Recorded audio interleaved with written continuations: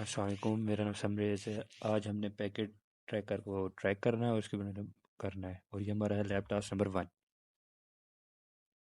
इससे पहले हमने स्विचेस लगाने हैं। देन जो है हमने 295024 की स्विच लेनी है सबसे पहले। इसके बाद हमें एंड डिवाइसेस पे जाएंगे, यहाँ से हमने पीसी कनेक्ट करना है।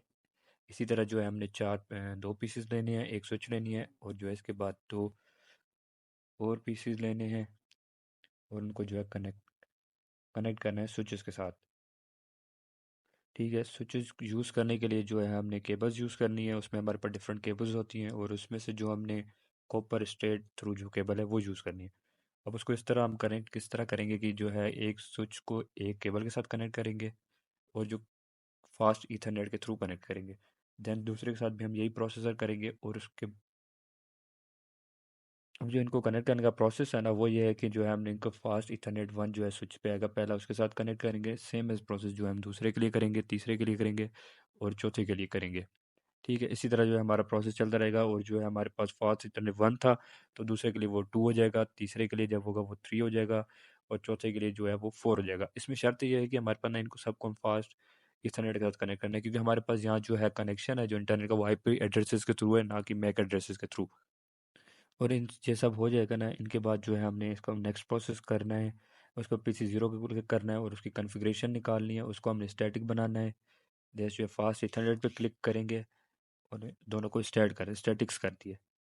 ठीक है, और जो इनमें आईपी एड्रेस लगा है वो मैम ने खुद भी गिवन दी है, लेकिन अगर हम खुद चाहें तो वो हम खुद भी लगा सकते हैं, और उनको वेरीफाई भी कर सकते हैं।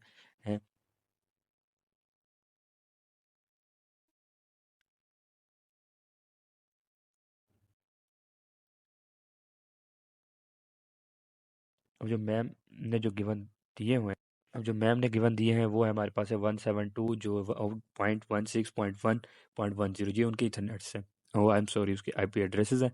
इसके अलावा भी हम अपने एड्रेसेस लगा सकते हैं। मैंने भी एक यूज़ किया हुआ है, ताकि जो हमें पता लग जाएगी कि क्या डिफरेंस है। लेकिन यही प्रोसेस जो है सारे हमने पीसीज के साथ करना है।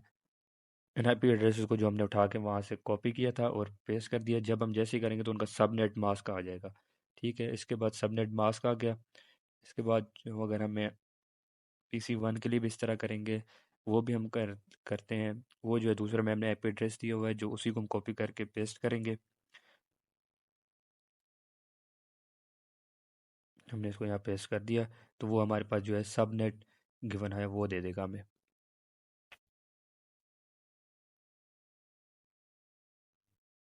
ये हमने यहाँ पर पेस्ट कर दिया, और जैसे ही हमने सबनेट पे क्लिक किया तो हमने पीसी 1 के लिए हो गया। पीसी 2 के लिए हम दोबारा ये करने जा रहे हैं प्रोसेस। कॉन्फ़िगरेशन में जाके फास्ट ईथरनेट में जाएंगे, और वहाँ से जो मैम ने आईपी एड्रेस दिया हुआ है उसको कॉपी करेंगे। देन उसको कॉपी करके वहाँ से फिर हम जो है पेस्ट कर देंगे इसी पे। तो इसलिए सबनेट देगा। अब इसका ये है कि ना कि सबकी एक ही कॉन्फ़िगरेशन आएगी, सबनेट मास्क सेम होगा। क्यों? क्योंकि हमने एक ही आईपी एड्रेस यूज़ कर रहे हैं। ये 172.16.1 है, ये हमारे पास आईपी एड्रेस होता है। और जो लास्ट डिजिट होता है वो जो है उसके दूसरे प्रोसेस के लिए होता है, कि कौन कौन सा हम पीसी यूज़ कर रहे हैं। इसीलिए तीसरे के लिए भी हमने यही प्रोसेस किया था, तो हम दोबारा चौथे के लिए भी प्रोसेस करने जा रहे हैं। कॉपी किया वहाँ से, उठा के कॉन्फ़िगरेशन में जाके फास्ट इथरनेट में जाएंगे, वहाँ जाके पेस्ट कर देंगे, तो हमारे पास सबका सेम जो है सबनेट मास्क आ जाएगा। 4 पीसेस के लिए हमने काम कर लिया। उसके बाद हम इसके नेक्स्ट प्रोसेस पे जा रहे हैं।